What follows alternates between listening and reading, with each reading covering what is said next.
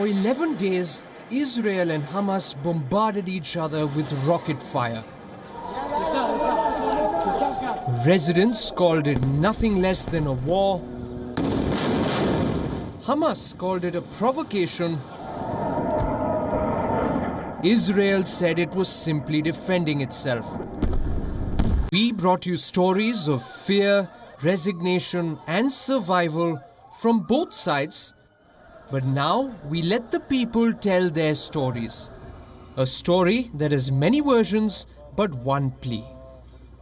I am 𝗀𝗻𝗄𝗃 from Palestine, Gaza Strip. I am 𝗀𝗃cie𝗿𝗶𝗲𝗃 from Israel. My name is 𝗽𝗹𝗲𝗃𝗃𝗿 from Gaza. I'm Stella Weinstein from Israel, Ashdod. And this is my story.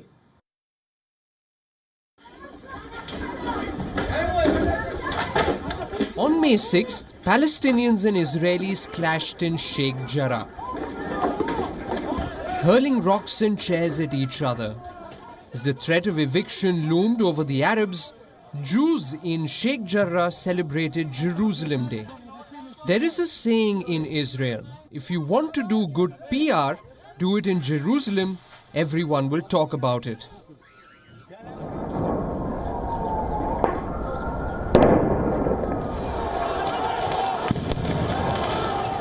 After the attack on Al-Aqsa Mosque, the Palestinians and Israelis weren't the only ones talking.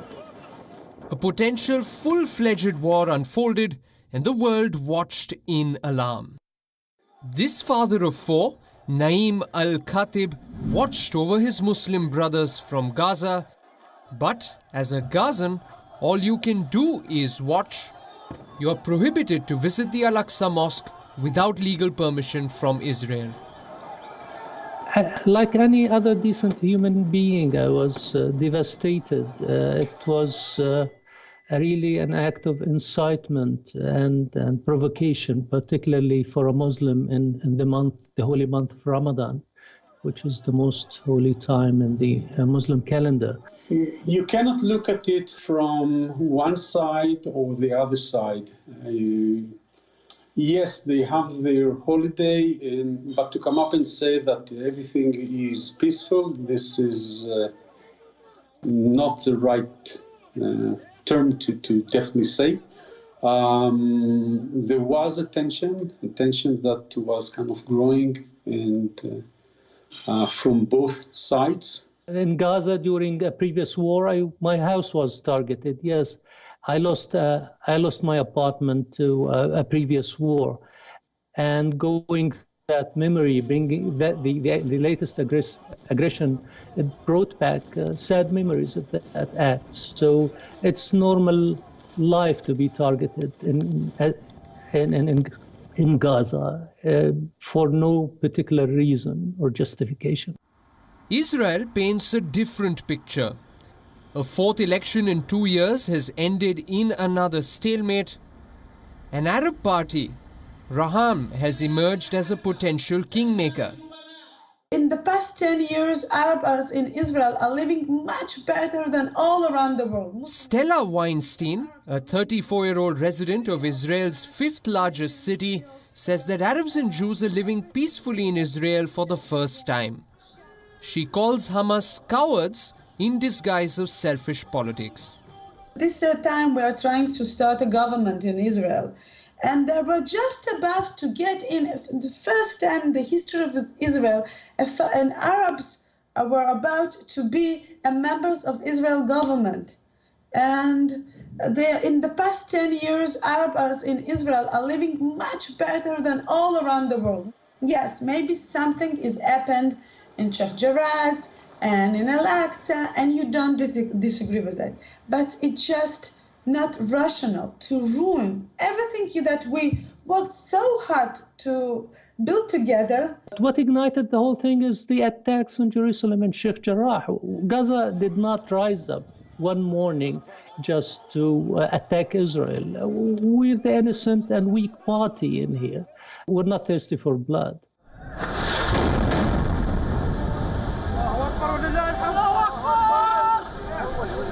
In war, truth is the first casualty. That saying aptly describes the 11 days.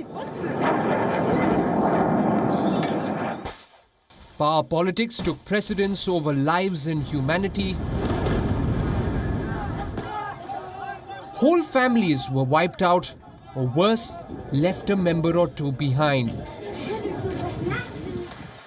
Infrastructure crumbled. The healthcare system was destroyed amid a raging pandemic.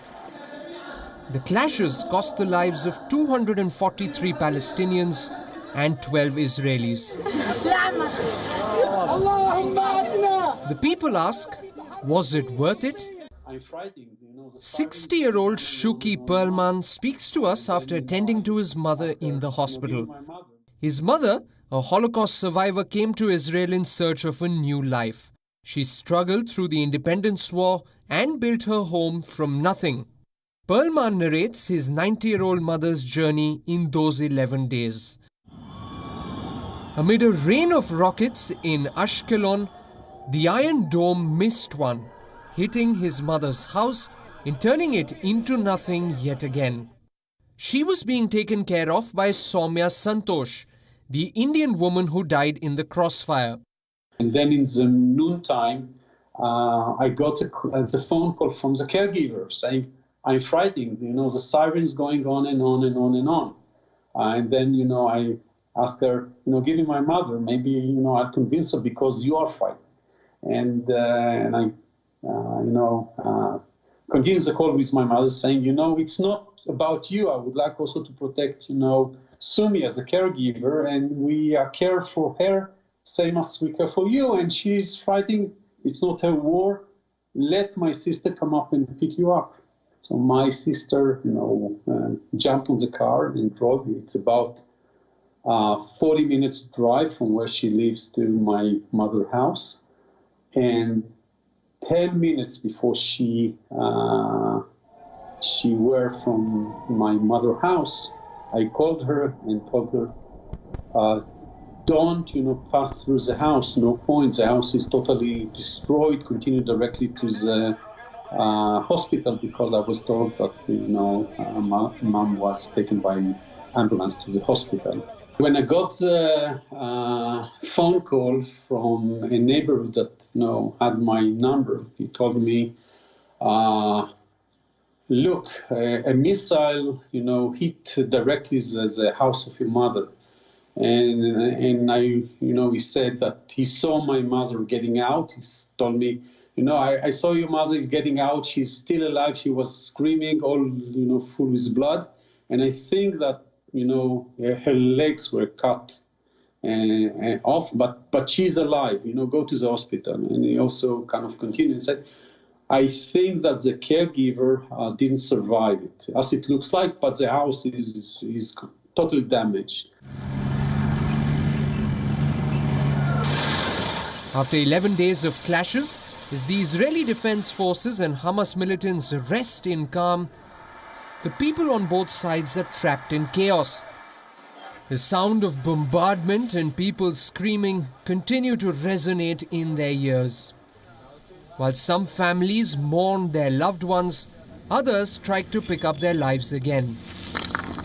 Almost the 11 were very hard for us as family, for me, my children, and even for all the people here. But one of the toughest days was when they bombed the street and the building. The side where I lived, it's around 200 meters only between us and that targeted street and building, and it was without any warning. So we just wake up around 5:30, 6, something like this. Just wake up or hear the bumping sound without any threat, without any warning. Sorry, his father is a journalist, and he was out most of the time, the 11 days, and he was just keep sending to him voice note or the WhatsApp asking if he's safe or not, are you alive or not. If there is a hell on earth, it is the lives of children in Gaza today. United Nations Secretary General Antonio Guterres said, if there is a hell on earth, it is the lives of the children in Gaza.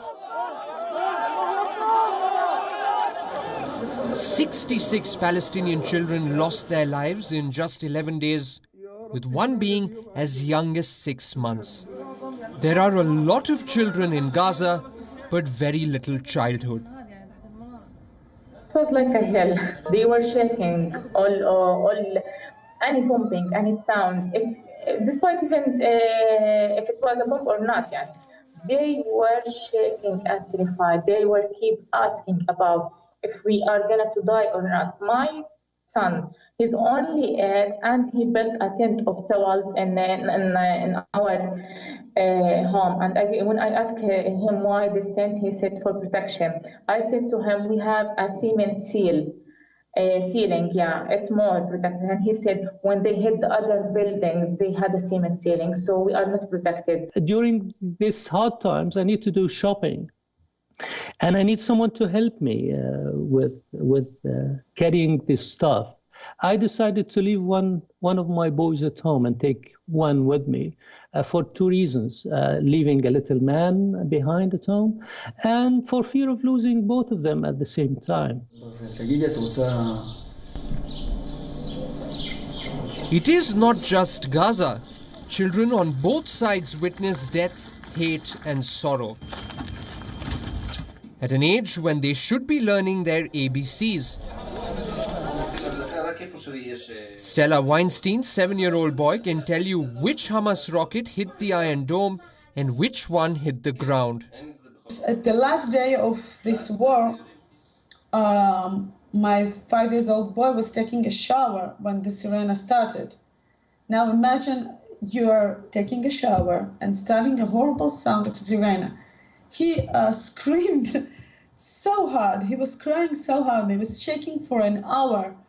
And he's living this reality for 5 years, for all his entire life. You know, one of these horrible days of attack that during all the night we were attacked, the kids are sleeping in the shelter room, in the safe room. And most of the time we're trying to make a situation, we're putting a little bit at the night music that calms them down, and we're trying to make a situation that they won't wake up from all the sirena. But the sounds was so hard and so loud, and so eventually after 10 times like that of the sirena and attacks, they woke up. And my oldest son, who's just not even 7 years old, told to his brother, small brother, "Don't worry, the missile didn't fall or hit the ground. It exploded in the air." So they can know the difference between a missile who was exploded in the air by the Iron Dome and a missile that hit the ground. It's not an information or this equation that you want that your 7-year-old boy will know. We went to a mall, and the first thing that my 5-year-old boy asked me is, "Where's the shelter room here, Mommy?" So anytime they came to a play garden, to a yard, to a mall, to a store, they are looking for the shelter room. You know, we have the Iron Dome. So how do you explain to children what is an Iron Dome? We are explaining that the sirena is a good sound. It's maybe scary you, but it's a good sound that is here to save you. That's why you hear it. And the army of Israel have a big robot trick. You know that film has a big robot trick with a very superhero soldiers that know how to act with that robot trick. And the robot trick shoots a good missiles that kills the bad missiles. That's the story you tell. Parents ask, will our children ever forget the rockets that hit their playground? Will they stop asking about their friend who died? Will they ever have a normal childhood? Will they hate the other side? When children witness hate and anger on a scale like those 11 days, what goes on inside these young minds? Parents on both sides say there is no indoctrination. Children are raised with the message of love and peace, but little actually manifests. because what the young observe is in contrast to what they are taught. To be clear, we are not raising our kids on the hate of Israel. In fact, the actions of Israel itself and the practice make them hate this practice. Because when somebody make you lose your beloved people, your beloved place, don't facilitate your life and make it harder and harder, this is why they hate this situation. I don't want them to be raised in hate. I don't want them to hate Gaza. I don't want them to hate people in Gaza. But they're raising, we are raising them at school on sentences and a narrative of peace. We're trying to tell them that the solution of all of that eventually is love and peace. But when you, for all your entire life, are being attacked, eventually you will grow up to hate them.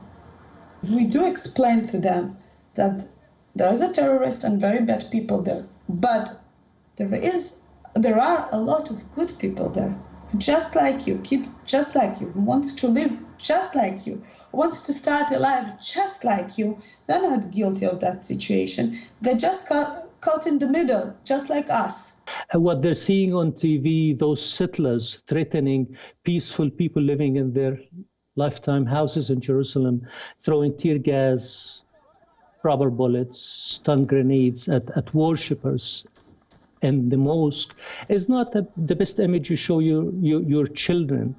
Yes, Israelis are posing as an enemy in the eyes of my children, and I can't help it. It is a political war. The Israeli military and Hamas militants have their own vested interests. Palestinians have blamed Israeli forces of violating international law. Israel justifies its bombing to eliminate Hamas from the face of Gaza. But while targeting the men behind guns, the pleas of people go unanswered. We have a massacre in Wahda Street. The Israelis said that they had a target there, but unfortunately, we lost that incident. Around 60 people, with losing those fatalities. There was injured, and in the same time, about 5 buildings or 6 buildings were completely targeted and collapsed on that people. So whatever the target is, you have to follow the principles at first. You said that, statistically, they lost, unfortunately, much more lives, even children, in the sector of Gaza. But that's actually Hamas' fault. Hamas is actually killed them, because when you're putting missiles and rocket in a kindergarten, eventually you cannot do anything, and these missiles are attacked from this kindergarten to your country. You cannot do anything but defend yourself and shoot at that rocket and try to do your best to not hurt children. But the one who put these rockets among children, the head of the Hamas said that we don't need Iron Dome. The Palestinian kids are the best Iron Dome. That's crazy. A ceasefire finally ended the bruising 11-day conflict. The agreement closed the heaviest round of fighting between the bitter enemies. In the first 10 days, Israel carried out more than 1,800 airstrikes on Gaza, and Hamas launched over 4,000 rockets. The militant group fired more rockets in 11 days than the 50-day conflict in 2014.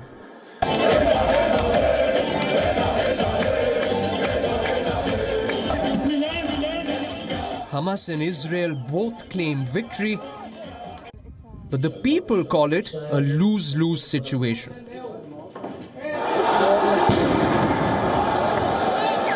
The clashes, the ceasefire, and the politics. The people on both sides have borne much of the burden of this conflict.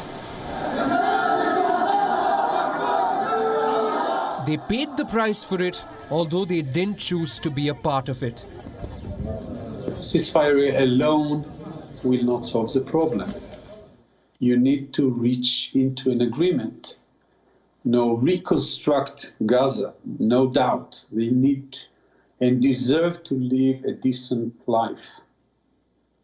But you need to dematerialize, all the army forces and threaten, to attack us, without any warning, and even with warning. The whole thing boils down to the existence of the occupation. So the end of the occupation is the solution, is the end to this conflict. But when that would happen, I can't give you an answer. I was upset. I was upset because that didn't end anything. The Hamas is still there. We just bombed some weapons, but we did not have a solution to this constant appearance of a terrorist organization next to us. 32-year-old 𝗀𝗫𝗀𝗃𝗍, a human rights defender, says she was crying when she first heard about the ceasefire. The thought of Israel resuming airstrikes is terrifying to the mother of two. Israel bombarded areas across Gaza in the hope of targeting Hamas, but as irony plays out, the reconstruction of Gaza also lies in Israel's control. I took that breath of relief, but I was crying because we lost too many people. We lost buildings also. We have a completely damage in some area of the infrastructure. We are terrified, and we still terrified. We were and still terrified. This could be repeated at any time. When Israel decides to do it, they can do it. What about the reconstruction of Gaza Strip after these damages? It's all in Israel control, and this is a fact. So nothing changed positively, just a fire was stopped. That's it. Stop their funding, stop their protection, help us to get Hamas out of Gaza, like they did in Al-Qaeda, with Al-Qaeda, like they did in so many places. That's when the solution will come. At a global level, the fresh tensions have brought the two-state solution back on the table, and we asked the people of both sides what they want. What we received was exactly the opposite of the politicians' version: a willingness to solve the conflict and peace for both sides. The Palestinian, the people of Gaza Strip, same as Israeli. I respect them. I don't see them as my enemy. At the end of the day, we live in the same neighborhood. We need to find a way to live together. Our problem is with those people who don't believe in our rights to existence. I know of Israelis and Jews who are against the attacks and the policies of their government. And I hope to hear more of those voices. But what I see in real life is settlers. All that is left of what were once residential buildings and shops is grey rubble, torn clothes, pieces of metal, and memories of the lives that were lost. I hope and I wish that we have a future like any other human being in the world, to live in a dignified life. We have our rights as Palestinian and as human beings, and our lives to be more easier. It's very hard here. I've been serving in the army. My kids were serving in the army. If my grandkids will not go to the army or will not have a duty to go to the army, I'll be more than happy. Israel used to go to the Sea of Gaza, and we used to travel together. And, I pray for those days to come back. I pray that my kids will someday see the beautiful coast of Gaza.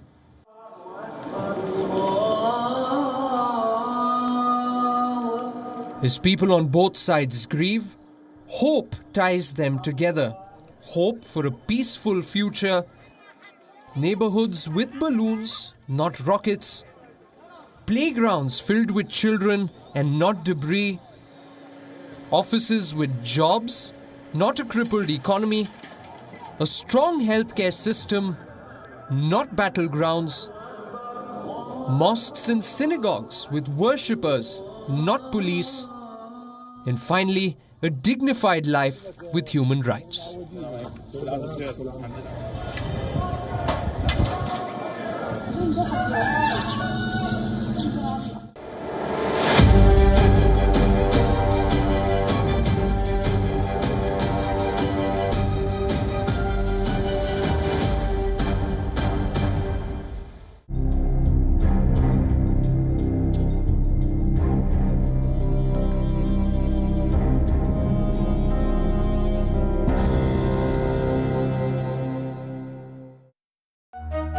Stay connected with the world through WION. Like the page on Facebook. Follow us on Twitter for new alerts. Instagram for videos and images. And the website for the latest news, views and analysis. WIONews.com. World is one. This week on the West Asia Post. Israel and Hamas rain rockets in the worst fighting since 2014. A ceasefire in Gaza after 11 days of war. Biden dispatches top diplomat to hold the peace. As the dust settles, who will help rebuild Gaza? Also on the show, we take a look at Gaza's children of the war. And how are big tech trying to control the narrative? All this and much more, only on WION. World is one.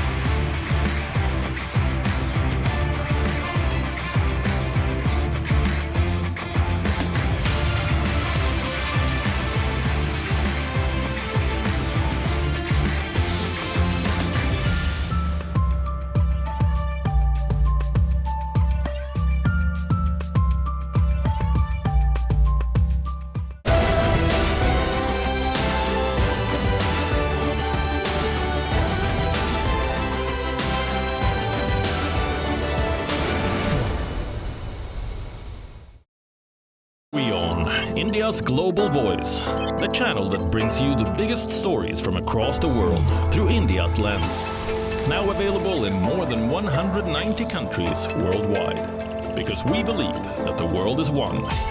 Watch us in Africa, Europe, USA and Canada, South America, Asia Pacific, Middle East and North African regions.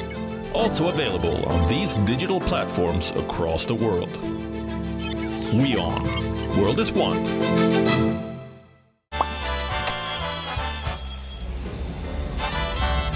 Vielleicht nur als